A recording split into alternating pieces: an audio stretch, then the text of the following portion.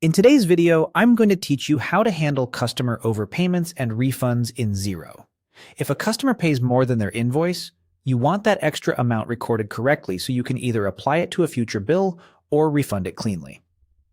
Let's walk through the exact flow in Xero using the bank reconciliation screen, starting from your main dashboard. First, open the accounting menu and go to Bank Accounts. Choose the bank account where the customer's payment arrived. From there, open Reconcile to view your imported bank statement lines. Give the list a moment to load and confirm you're on the correct date range so the payment you need is visible. Find the customer payment and begin matching it. Click Match, then select the related sales invoice. You'll notice that if the payment is greater than the invoice total, there will be a remaining balance that still needs to be accounted for. That's the overpayment we're going to capture properly. To do that on the same reconciliation screen, click New Transaction. Choose Receive Money so you can tell Xero you're receiving funds that aren't tied to the original invoice amount.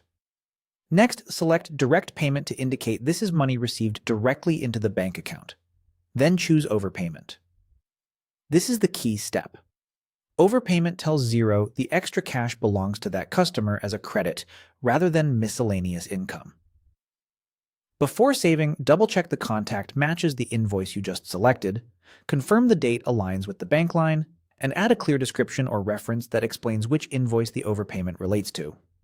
Clear notes help future you and your auditor understand what happened at a glance. When everything looks right, click Save Transaction.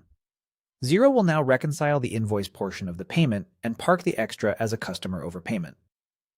Behind the scenes, this creates a credit on the contact that you can later allocate to a new or existing invoice or refund back to the customer in line with your policy. A few tips as you finish up.